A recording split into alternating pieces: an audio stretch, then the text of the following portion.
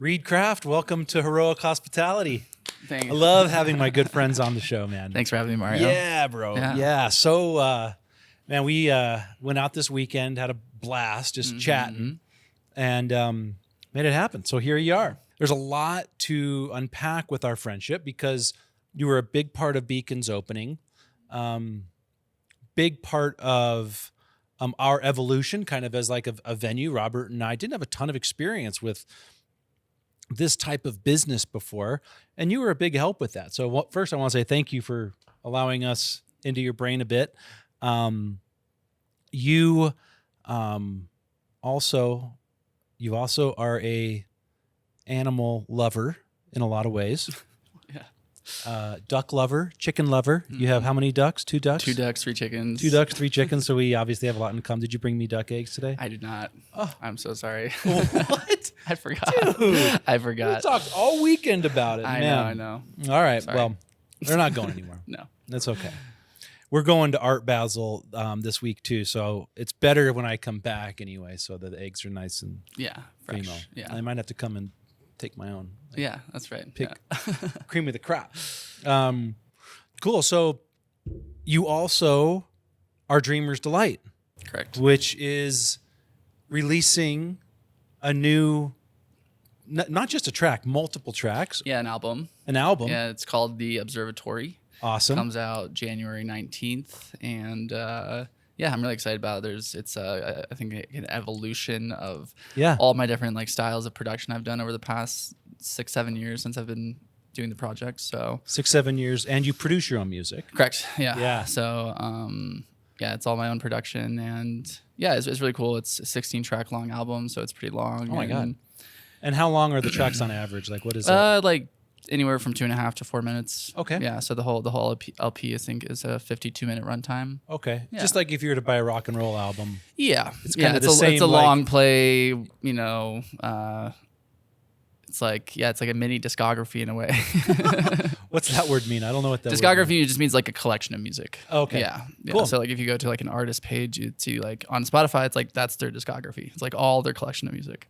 Awesome. Yeah. And so what is the difference?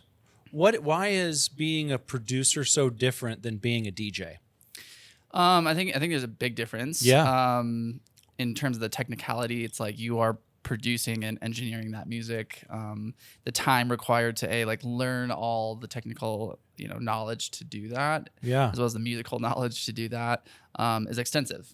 And it takes a lot more time to sit down and work on a track for X amount of time until it's a completed project. Yeah. As we're like DJ is very much like in the moment thing. It's like, you can learn the technicalities of how to be a good DJ, and you can understand how to, do your transitions and how to stylize, just like your sets. But at the end of the day, like the production is definitely like a lot more time consuming, and I think on the front and back end of that experience. And so, DJing and producing go hand in hand though. It's because like I produce my music, but then I also get a DJ it, and then I get to include in other tracks and like create a curation around a set and an energy around that set.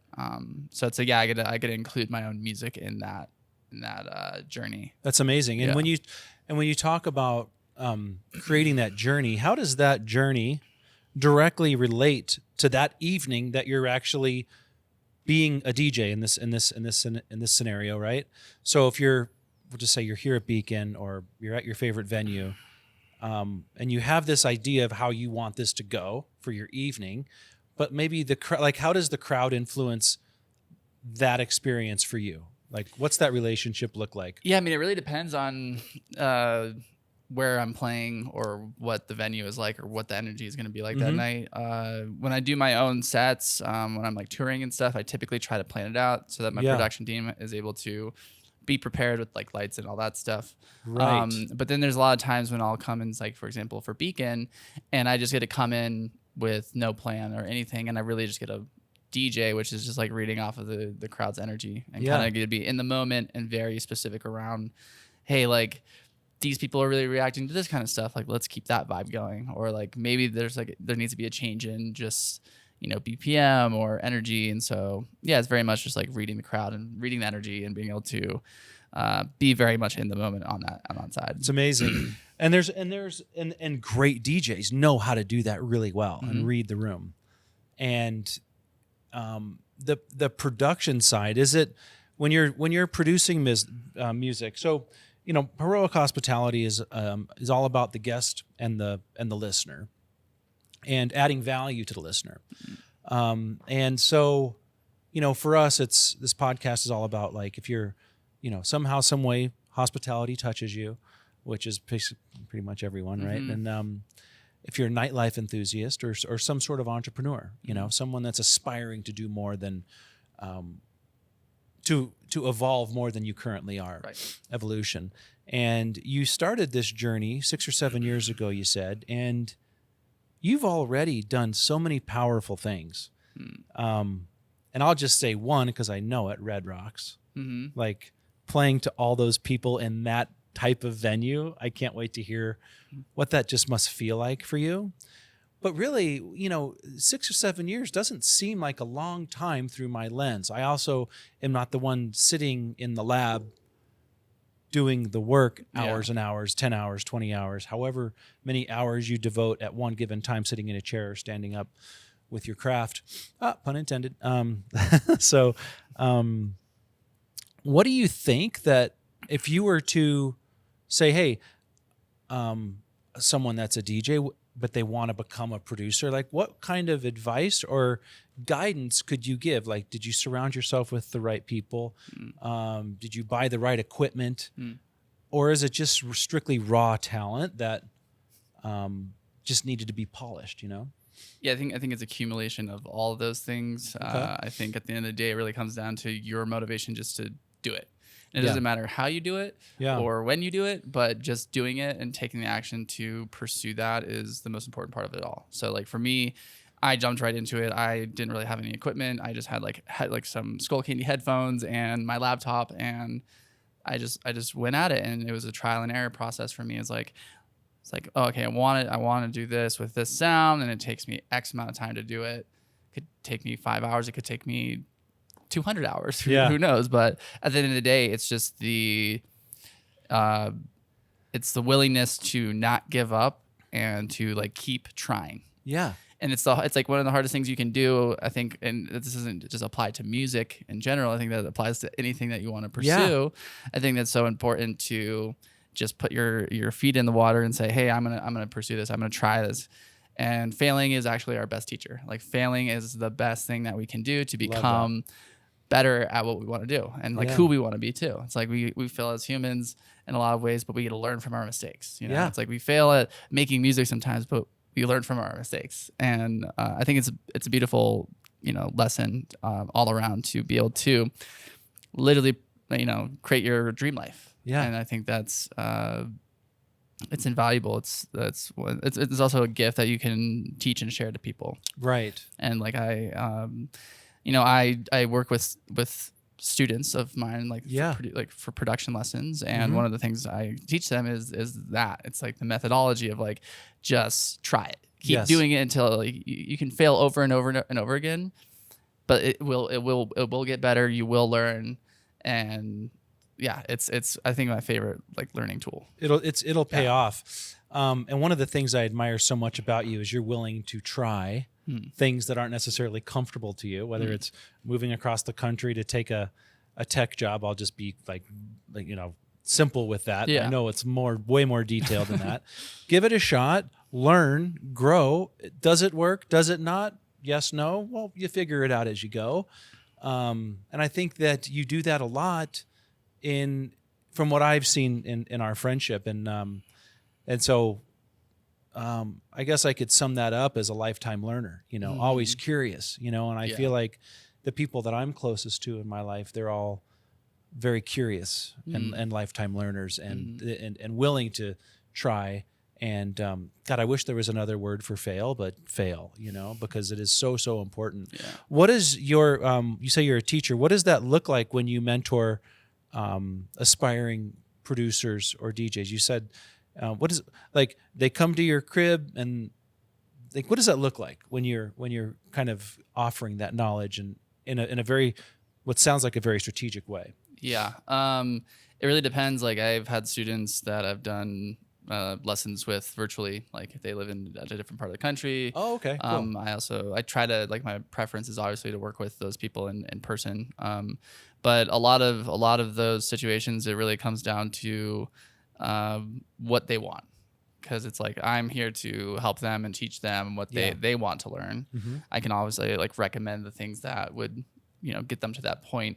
Mm-hmm. But it's a case-by-case basis for each of my students, where some of them might already have a little bit of understanding or technical knowledge of like Ableton or like whatever.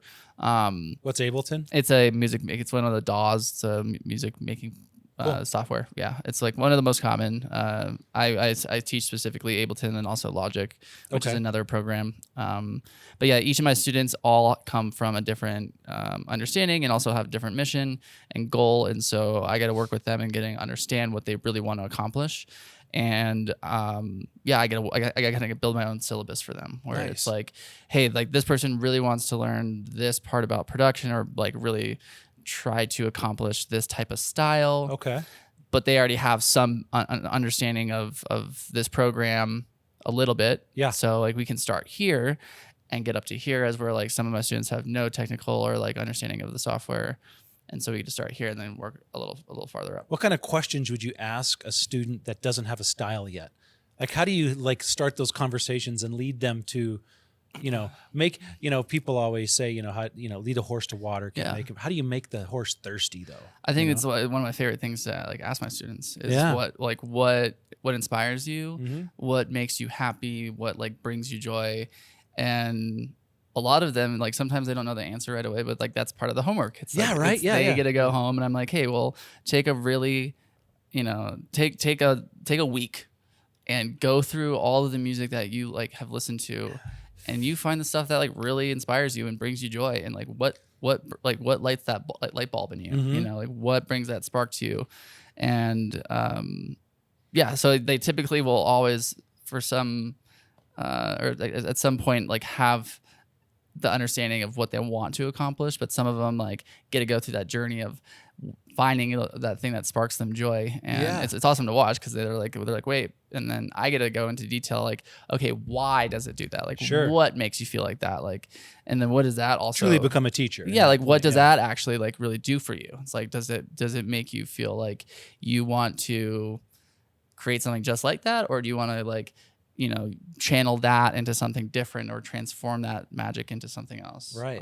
It's like the alchemy of your inspiration. That's so cool. Yeah.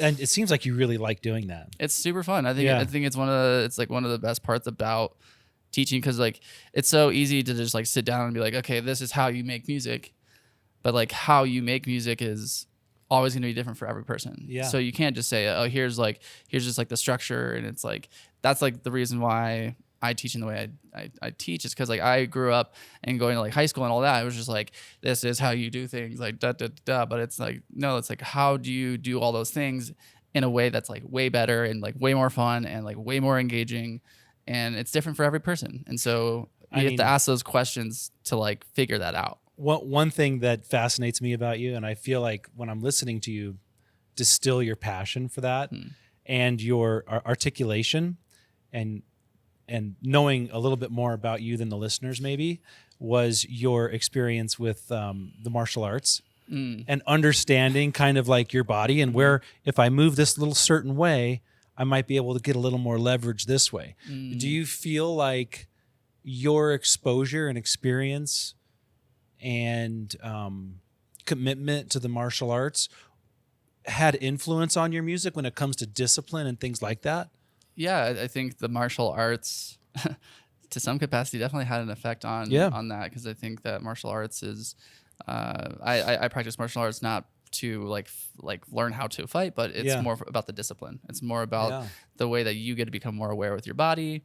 And it's a relationship that you get to create with yourself. Yeah, it holds you accountable for X, Y, and Z, and so like it's beautiful. It keeps you safe too. Like it's like sure, like it definitely comes in handy, but it's not why I practice it. And I think now that I think about it, there's definitely a lot of just super super valuable tools that I've learned within martial arts and practicing martial arts for I think now I'm at 9 years of martial arts between judo and then I'm now doing Muay Thai, and so. You picked it back up, if I remember from our yeah. chat So the other day, I grew up like when I was younger, I was practicing judo, and then I didn't practice martial arts for about almost 10 years. Yeah. And so then I came back and Cool.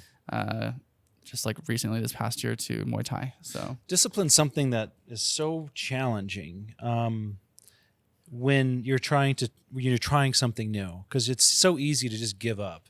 And I feel like in this day and age, with all the distractions that we have that are right in front of us, it's just so important to pay attention to what your to define your ultimate goal, and that is, I want to create one song within the next year, or I want to play Red Rocks in the next 3 years. Doesn't matter what way, shape, or form, or be on stage at Red Rocks. Doesn't matter if I'm playing. It doesn't matter if I'm a stagehand. I just want to be there, see what that looks like, feel what that looks like, and understand, what possibilities are out there. And identifying that is not easy, and it does take discipline to even like come up with that. Yeah. The way that you teach your students is a good example of that, and spending so much time in martial arts is another good example of that. And so yeah, thanks for sharing that. That's amazing. And just to go back to is it an album release? I had a hard time saying that because it's like so old school to hear that, but it literally is an album release, even if it's not a literal album. Or is it a literal album? It is a literal album. Perfect. Yeah, Perfect. I mean, I think it's maybe foreign, or feels foreign for you to say album release, because it's so old for me. Like that's what I used to always say growing up. Yeah, well, it's just, and then nowadays, like so many artists and just musicians don't really release albums as much. It's become less and less common. Listeners' engagement and attention span has started dropping and going down, and so, and it's unfortunate because like the music industry and artists like are now catering to that. They're catering to the listeners' inability to have the attention span to listen to a whole album. Right. And so now they're just releasing like short, EPs, just like a short album, extended play album. And that's like literally like 3 to 4 songs maybe. And then a lot of it's just singles. So it's just like pumping out one song at a time. Attention span, yeah.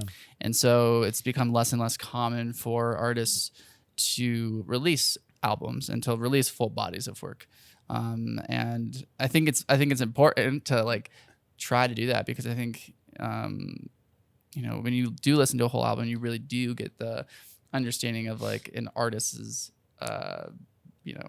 inspiration or journey, yeah, the message. And like for me, like this album, it's called The Observatory. It takes you kind of like the whole concept of the album. It takes you through our experience of our perceivable understanding of like the universe, and like starting from the smallest scale, which is like the quantum level, and then going all the way up to like the largest scale of things that we know, which is like the cosmos.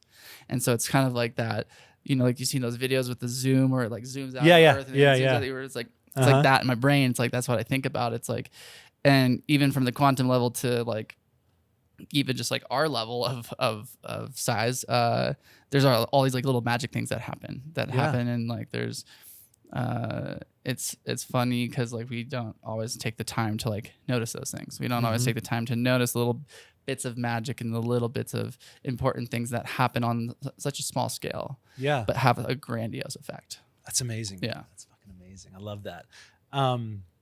And your relationship with music has changed a little bit. Your definition of how you've like defined your music, a year or 2 or 3 ago, whatever that was, and then what this currently is for you. I think it's important that people understand that just because you're known for one thing doesn't mean you can't change course a little bit and be known for something else. I know that's not what you're doing, but speak a little bit about flying your flag as an artist at the earlier part of your career. And then now, like, what's the big difference there with your evolution of music, or the way you actually look at yourself, and like what inspires you now? I know the relationship's changed. I'd love for you to just. I think that my relationship with music has definitely changed a lot since I started. In the very beginning, I was so excited because it was new and fresh, and it's just how my brain works. I'm like I have ADHD, where I love to like, once I find like the little thing that like, kind of like gets my gears turning, Yeah. then I'm all in and I'm like hyper focused, and Cool. it brings me so much joy, and I like get to really do that. And obviously over time, like I will always love music and always have loved making music. But yeah, it's definitely changed a little bit for me in the sense that in the beginning, I got thrown into music, and my career launched incredibly quickly. Like it was a very unexpected thing that happened. I started, like, the first show I ever played was Electric Forest. I had my first album release on Grammatics label, and it was just like this. Okay, here we go, and that was amazing. And as I've been in the music industry, there's definitely some things inside the industry that have made me feel less inclined to be a part of it. Yeah. And that's for numerous reasons. I'm not going to go into specific details because there's a laundry list of things. But at the end of the day, and there's probably some political stuff too. I think it goes across all things. But at the end of the day, pursuing music as like a business and the pursuit of that has definitely taken away some of the passion of just making music. Understood. It's like I do so many things outside of just making music to make that business happen. It's like I do the graphics, it's like a bunch of like the marketing, and like it's like a laundry list of things. You're amazing at marketing that you end up you end up becoming 10 different, 15 different things that you have to manage on a day-to-day basis. Right. On top of the music, and so it pulls away from like the spark and like the magic of it, and also just like over time, like your preference and inspirations change. Yeah. Like I will always make music. That is a super important part of my life. Will I always make the same kind of music for the same project? Probably not. Right. I'll probably evolve, and like as every artist does, their style changes, and I would hope that as an artist, and whoever you are, that you evolve and you change, and you have these things that like influence you differently and bring you joy differently. That's so good for the listener to hear that from someone with experience, that someone that's proven themselves in the industry, rubbed shoulders with some of the best, and has played some of the most amazing venues and festivals the world has to offer. Mm-hmm. So I just want to celebrate you for that and bringing all of us joy in that way. I'd like to talk about some other things too, but I'd like to wrap up this little part of this, unless I'm forgetting something. You made a post on social recently, which was celebrating some download statistics and some statistics of, what are those statistics? I'm kind of spacing it a little bit. That's the Spotify Wrapped. What is? Tell us. Yeah, so Spotify Wrapped, takes advantage of a very great marketing opportunity. Okay, yeah. Which is, artists and fans being able to share statistics about what they listened to, or like how many plays they had in a year. And as much as I have my own stipulations about Spotify and how they operate as a business, sure, and how detrimental it is to artists in certain respects, sure, it still is like the way that my music has been listened to the most. Like this past year, I had just under 10 million streams, and saw a huge increase in streams just from like last year. And so it's always fun to like be able to see, those statistics, and it goes into like, I had almost 2 billion minutes or 2 billion seconds of music I've listened to. And yeah, it's cool. And, and awesome. I think I will say that, like, at the end of the day, numbers are helpful tools for us, but I don't think they define us. And so for every artist, like every artist has their own journey of how they get to share their music, or what platform they get it on, or like how many people actually engage with each of those platforms, or all of them together. And so as much as it's fun to like share numbers, I don't want it to be the thing that defines me. It's like, I get a great amount of streams on a platform, but it's not like, to me, it's just a number. It's not what defines me, right? Mm-hmm. And I think it's important. Like, I think that it goes across all things, because it's like I can get 10 million streams on Spotify and have tons of these people listening to my music, but that doesn't necessarily like translate into like me being like famous or popular, and I don't want it to be. It's like I only have like 7,000 or 8,000 followers on Instagram or something like that. As we're like, there's artists that have 20,000 streams on Spotify or something, but they have 100,000 followers on Instagram. And so it's just like a number thing where it's like, it's different for every artist, and every artist has a different journey of what matters to them. And for me, it's like I want people to listen to my music. Yeah. And that's the most important thing. I want to be able to share my experience through music with them. Yeah. And I want them to be able to like dictate and like create their own journey from it. And I want them to be inspired or connect to my music in whatever ways that suits them. But I love that. And thank you for sharing those numbers, because it is, I think, important that whoever is listening or watching understands like your commitment there is some tie-in to the amount of downloads and shares. So I think it should be celebrated. So let's celebrate you, and that's amazing. And congratulations! I'm real proud of you for doing that and sticking through it. 6-7 years is a long time for doing something. Yeah, and that doesn't just come overnight. And I'll say it in my way, talking about numbers and whatnot, is paying attention to the game and not the scoreboard, right? Mm-hmm. And so, like, watching that scoreboard is. I understand that you're speaking about those numbers, but when you've been doing it so long, it is kind of nice to look up once in a while and see the scoreboard, because 100%, yeah. But I just think in life, people are looking at the scoreboard with all of the technical things on their phone these days, as opposed to enjoying the ride, enjoying the game, you know? And so I'll say that in my way, just like you said it in your way, because I do think that adds value to people. Yeah. And boy, you just do a lot of other things. You got so much going on. And when we started this journey of opening Beacon and bringing music 5 nights a week to Rhino, you are a big part of the North American branch of Traction Sound System, which we are proud to have here at Beacon. And like with any relationship, our relationship with Traction was interesting because it had a direct correlation with our relationship with the neighborhood and our relationship with our customers on the dance floor. Yep. And that cement wall that we had to build to have great sound in here. And so as you evolve as a musician and a creator, we had to evolve in our own way with that relationship with Traction.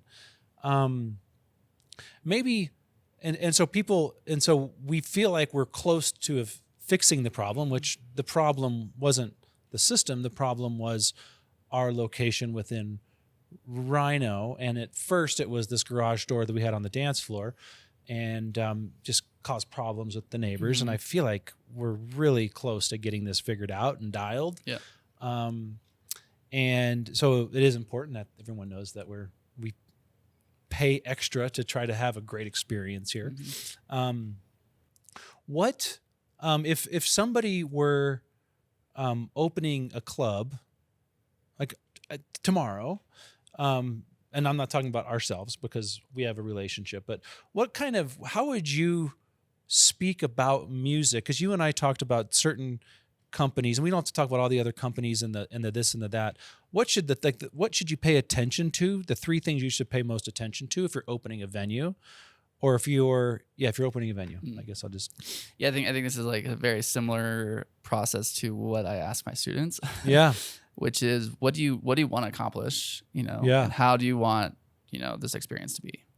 So for each venue that you do an install or bring sound into, each of them might have a different requirement for what they want to accomplish. So maybe a venue would say, oh, well, we want just like the best, clearest sound, and for like a friendly budget, or something like that. Yeah. As whereas like another club would be like, we just want the craziest sound experience and we'll pay whatever for it. Yeah. And we'll do all the treatment. We'll do everything to make it like top tier, Yeah. And so it'll be different for everyone, and not everyone necessarily has like the budget or even like understanding of what they need and want for that type of experience. So yeah, I think it's a different experience working with each individual club or venue. But at the end of the day, it's like my job is in working with sound systems and doing installs like that is to provide a great experience for the listener and for the business owners. Yeah. And there's definitely experiences like with you guys, like there's a lot of things that we learned together. Yeah. About this setup here. And like we had issues with the neighbors where the neighbors were just, it was challenging at first, where we were doing our best to like, Yes. help them out, but like they were like it was a hard time for them also trying to like work with us. And so there was this also opportunity to create a great relationship with them, to like really work with them and to stand up to like, hey, like we want to do better, we want to be a better business, like and have a better relationship with you guys. And so that was a good experience for you guys. It was, yeah, it was. I mean, as challenging as it was a great experience. Yeah, and then I came in here and we pretty frequently where like I was all the time. I was constantly having to make tweaks and changes. And at the very beginning when we had to make all those initial changes, it definitely was not a positive thing for our dance floor. Yeah. Where like we definitely noticed just like the power and energy and quality go down, which is not what we wanted. And so it's challenging. It was like constantly coming in to try to make tweaks. And I think it was a great learning experience for both of us to I agree. really just kind of work through it and keep trying and keep trying. And that's the thing is it's exactly kind of what I was mentioning earlier about like, we might fail a couple times before it gets right and before it makes sense. And now we're at a pretty good place where it's feeling good. We have a good relationship with the neighbors. They text us if there's a, they are engaging in the ways that we need them to be so that we can also mitigate, the issues at hand. And then, we also, I think we've gotten it to a level where it's feeling better. It's sounding good. And I think everyone's happy now. And it's been a wild ride to get to that 2 point. years coming up. Yeah. 2 years coming up. Yeah. Tell us, and again, we can kind of put a bow on this. I just have one more question again, unless you want to talk about more of it, but like, tell us about Traction and why through your lens, why we chose it and why it is a valuable asset and competitor to some of the bigger, more known products. Because I think it is important that people understand what we've invested in, not only with the physical material, but with our relationships as well.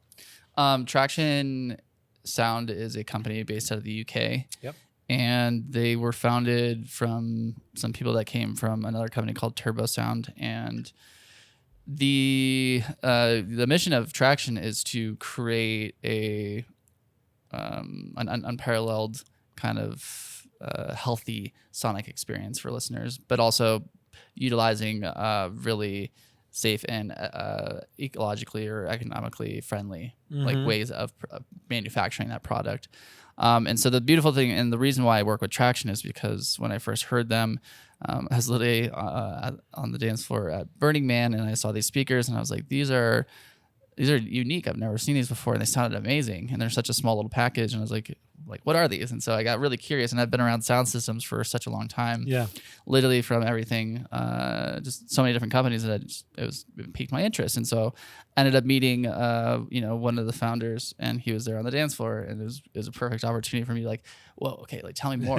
And he told, he dove me into their mission and what they're trying to accomplish. And at the time they were definitely super small. They had only a few like installs around the country and the world. And so and just getting to know them, I was like, I have to work for these guys. I have to like help them get this product out to more places. And so one of the beautiful things about Traction speakers is all the speakers use non-compression drivers. So a lot of pretty much every other type of loudspeaker that you come across uses something called a compression driver, where it sends sound out through a little compressed tube.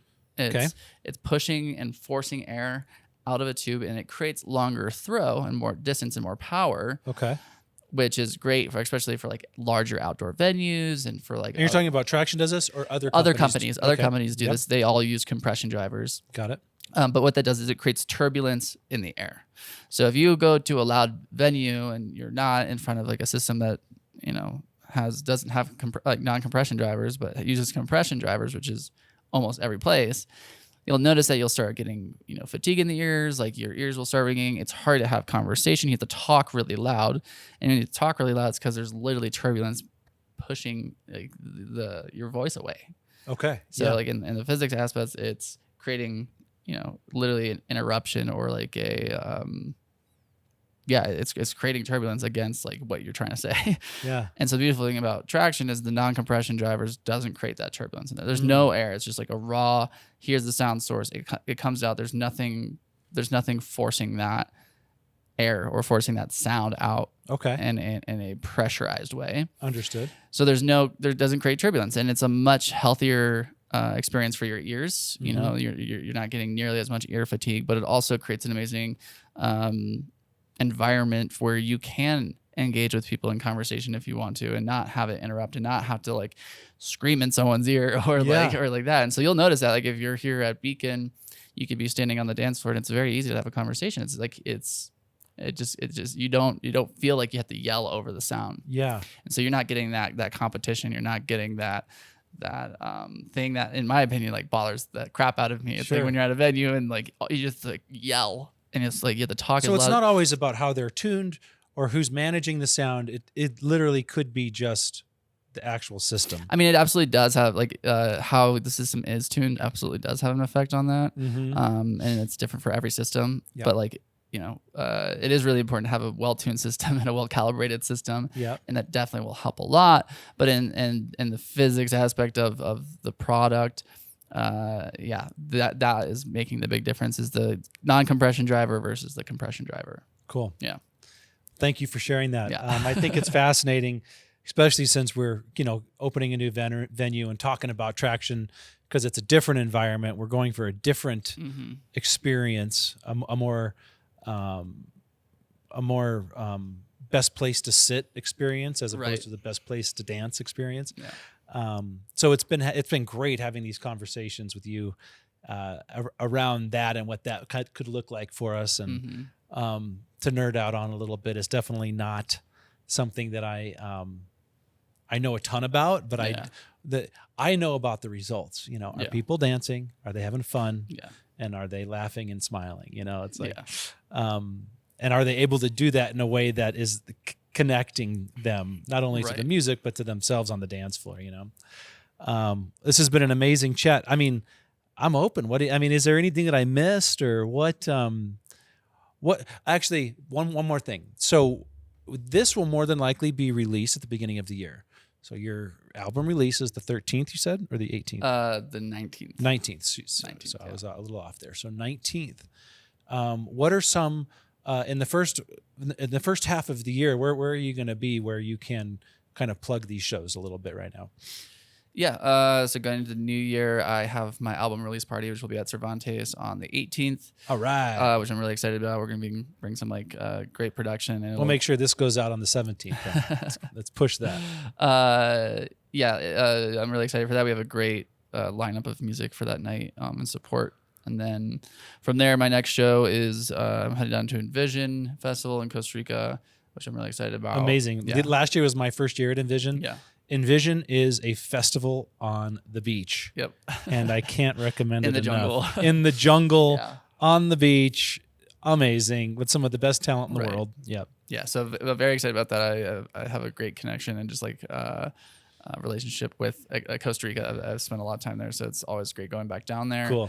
And then from there, I am going to be heading on tour with Enzo. I'm doing a bunch of... He's one of your close friends, too. Yeah, he's one of my best friends. Yeah. Like alien brothers. Like, but also I also live with him. He's my roommate. Cool. So he's one of my favorite humans ever. And yeah, I get to join him on his Visions Quest tour, which is going to be in May. Okay. Or the stops I'm going to be on are in May. I'm going to be hitting I think 11 or 12 stops, mostly on the West Coast. And like Hawaii and stuff. With him? You guys are with him, homies doing it together? Good. Yeah. Okay. So I'm just being support on his tour, and we could put links. We could put links in the show, and like I'll do all the things. But I just like when this comes out, it's going to be at a pretty cool time for all of us, for you and all your friends to be like, let's do it. Let's at least go throw down and have a blast at Cervantes one night. Yeah, absolutely. Like the Cervantes show is going to be super fun. I hope everyone here, count me in. Everyone here in Denver comes through. It'll be a great time, and so cool. I'm looking forward to that. What? Anything else? Did I miss anything? I don't think so. I think that you did a great job at covering most of the bases.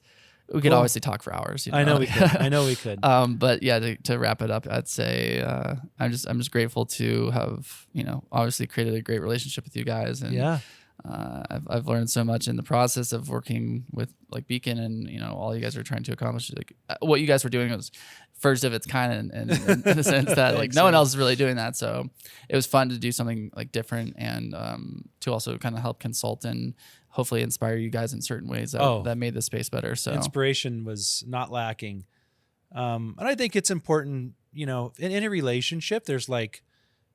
It's like this. In any great relationships, all great relationships go through this. And I'm not saying we had peaks and valleys, but there was a lot of learning.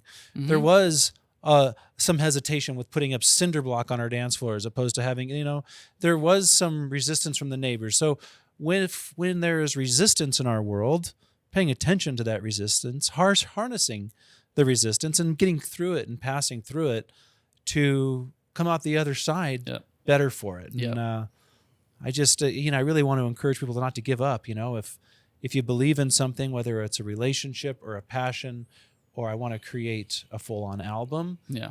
One of the things too that let me see if I can articulate this in like generating self-confidence around things like that is making small promises to yourself and keeping those small promises. And so I think that that's a nugget of wisdom that I learned along the way. I just say it in my own way that, define these like small pieces that you can achieve every day. And then ultimately you'll end up playing Red Rocks, or you'll end up launching your third album, or you'll end up surrounding yourself with all the people that have inspired you throughout your journey, which I know you've done a great job of. You have an amazing friend group. Like-minded friend group, I'll be specific, and you all feed off each other, and it doesn't come easy. But just thank you for coming on the show today. I'm happy to celebrate you and look forward to the next venue. Yeah. We'll do this again. Maybe we'll do another one of these as we get closer to the opening, and we'll do the podcast at the new spot. That sounds great. Thanks for having me. Oh man, Reed Krafft. Yeah, appreciate your words. And you're the man. And, love you guys. Love you back, brother. Thank you. Yeah. Whoop. Sweet.